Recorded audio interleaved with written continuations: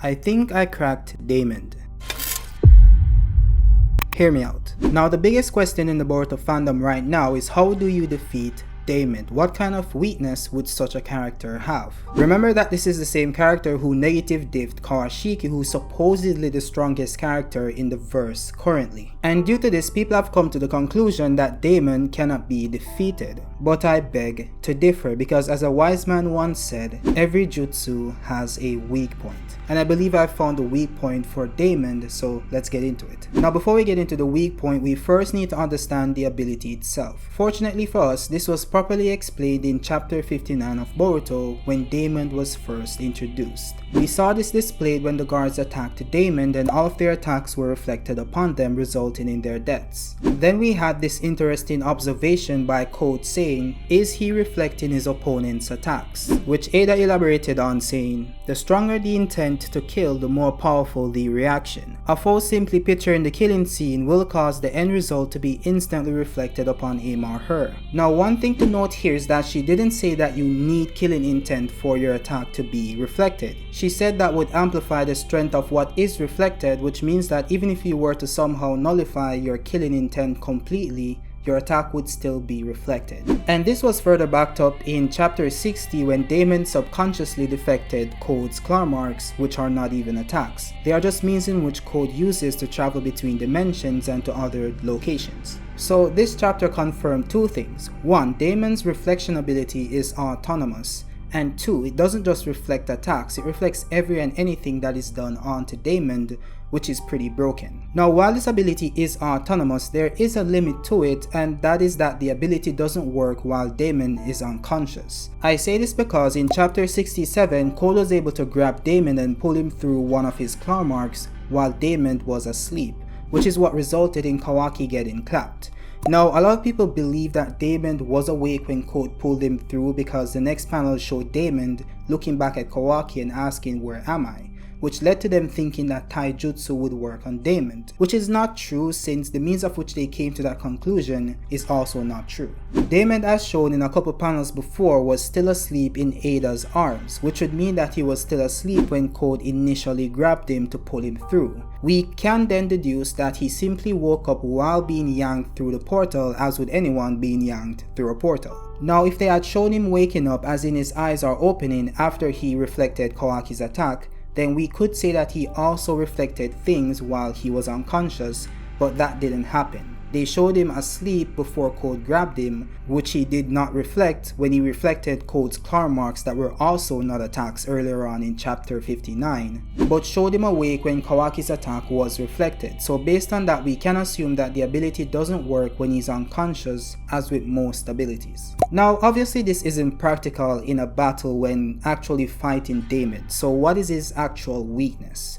My initial thought was that you defeat Daemon through first defeating Ada, because I was under the impression that their abilities were linked. Now we know that Ada has the Sharingan, which allows her to see past and present events in real time. But I theorized that she also had precognition, which allows you to see into the future. And I believe this because her ability is called Clairvoyance, which is defined as the supposed faculty of perceiving things or events in the future or beyond the normally sensory contact. And also because she alluded to having additional abilities when Code questioned her about it. However, the problem with this theory is that Ada's Sharingan was never shown to be active when Daemon used his abilities. And we know this because when Ada uses her Sharingan, the sclera, which is the white part of the eye, turns black and has tiny stars within it. This never happened when Daemon uses reflective ability against the guards, nor when he used it against Code. This would mean that her Sharingan is not active, thus their abilities not being connected. So this leads us into my updated theory on how to defeat Daemon, or at least how to bypass this ability.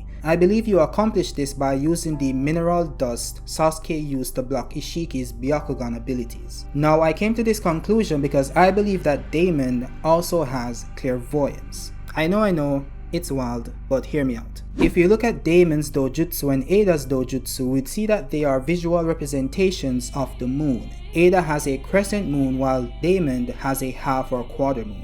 And because of this visual representation, I believe that Daemon has a more advanced or more complete version of Ada's dojutsu.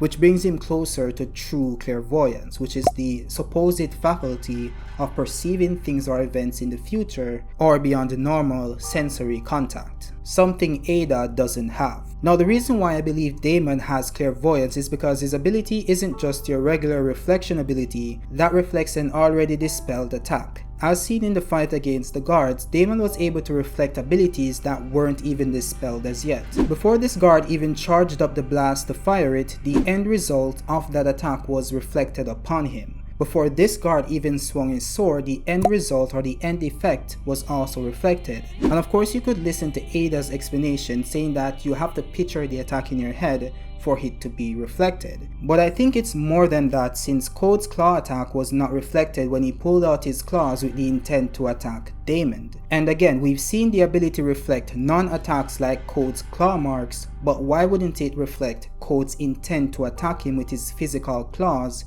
similar to how it reflected the sword attack from the guard? I believe the reason why it didn't reflect Code's claw attack is because it's clairvoyance and having the ability to predict the attacks of Daemon's opponents. He was able to predict that Code wouldn't attack Daemon, which he didn't since he retracted the claws. So what I'm arguing is that the ability works off certainty rather than random thought, since if it was working on random thoughts, Code and Bug would already be dead. I also believe that his clairvoyance is a little more tailored in that it's not the typical precog that feeds him information on the future.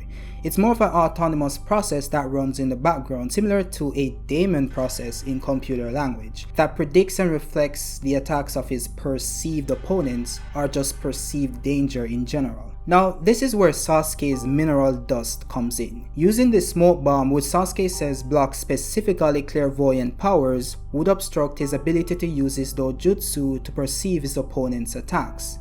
And as we saw in the Ishiki fight, a single bomb covered the entire battlefield, so it has a wide area of effect. Ada also wouldn't be able to help since it would also block her semi-clairvoyant abilities. So this is centered around the premise that the ability only reflects the attacks of opponents it can perceive, similar to the Byakugan and its 360-degree view. So obstructing that 360-degree view with these minerals would render that ability useless. So if Code does turn up into the village, as we know, Code did put a claw mark on Shikamaru. He has a plan to enter the village through Shikamaru.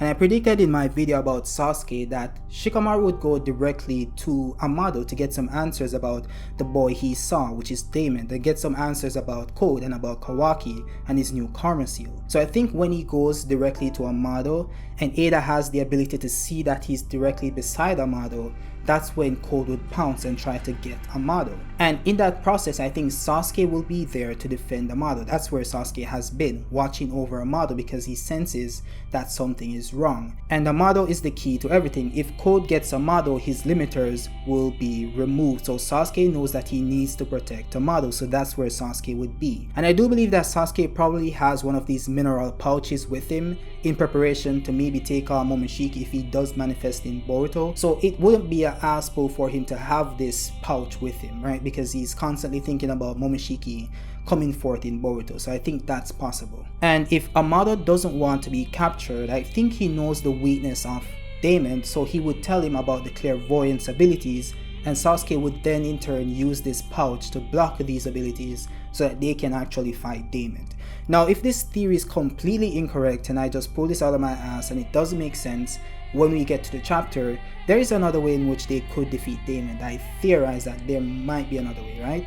Now, the other way would be that it's possible that Daemon has a limit to how many times he can reflect an ability.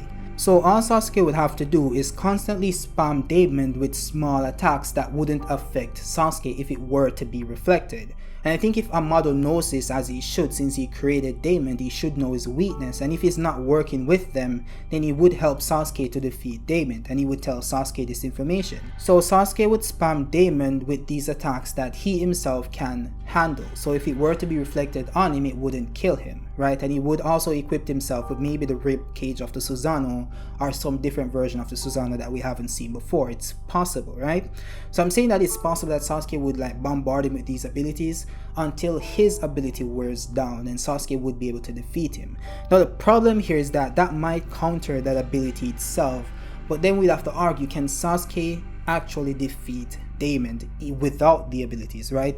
And we know that they said that Daemon is on Jigen's level or above Jigen level, right? So it's possible that Sasuke would still lose to Daemon even with the limiters removed. Now, and that's a big issue, right? So we don't know how strong he is. We know he's pretty fast because when he was first introduced, he completely blitzed Code, and Code didn't know where he was until he appeared on his back. So we know that Daemon is pretty fast and he has this hack stability, but we don't know his power level as it relates to his strength and abilities aside from the one we're talking about. So we don't know for sure. It's possible that Sasuke would lose to him regardless, but it's also possible that he could beat him without this ability. So I guess we just have to wait and see. Now, I did pull up a poll about 12 days ago asking you guys what you thought about Daemon's ability and what would be the weakness to it, and I gave like 3 examples like Genjutsu, Sealing Jutsu, and Poison, and most of you guys voted for Genjutsu. Now, I think there's a logical thing to it that it might be possible, even though Daemon does have a dojutsu and it might be able to counter Genjutsu, we don't know for sure.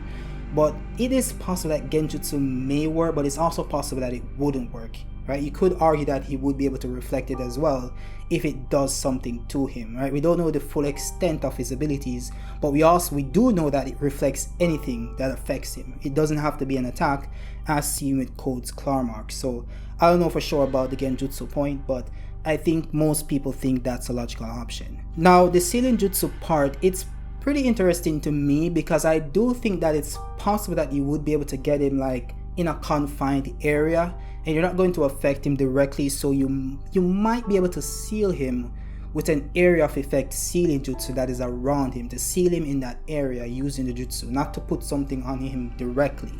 So that's how I see the sealing jutsu working out. Aside from that, as in like touching him, I don't think that would work that way. That would like be reflected on you. But if it's like an area of effect thing, that anything within that area would be sealed without you actually touching him, it's possible, right?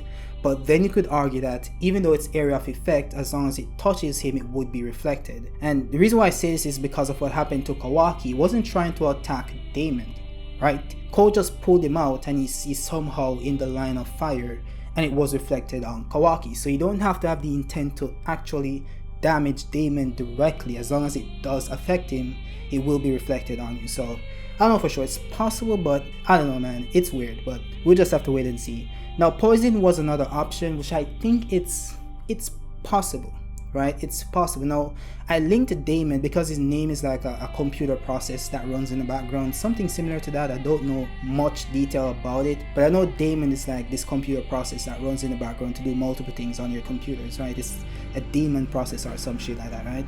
So it's possible that the counter to Daemon would be like a virus, a computer virus in some sense, which would be Poison in the Narutoverse, right? So I do think it's possible in some sense that he wouldn't be able to reflect Poison depending on the level or the grade of Poison. Something similar to like your antivirus software can reflect or defend against certain viruses, but some viruses would go through and affect your system depending on the strength of the virus. So I don't know, it's possible. I'm kind of just shitstorming here, I don't know what I'm saying, but it's possible. I do think it may work out with the virus, but I don't know who in the Naruto universe or on Team 7 will be able to deliver that kind of virus. Maybe Mitsuki, but that would be weird if Mitsuki just turns up out of nowhere and shit just happens. So I don't know if that's gonna work out.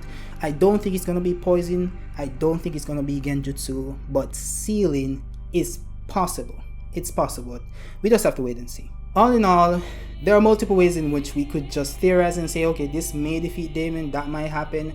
I don't think taijutsu is the correct option since like Kenjutsu is like a variation of taijutsu. You're using your hand to swing like a broom or a stick or some shit like that, right? It's still taijutsu. It's Kenjutsu, right? But I mean, you're not using like abilities, you're not using ninjutsu, right? So if he can reflect Kenjutsu, he should be able to reflect taijutsu. That's just my opinion, which he did reflect the sword of the guard. So I don't know, but very OP, completely washed Kawaki, the strongest character in the verse.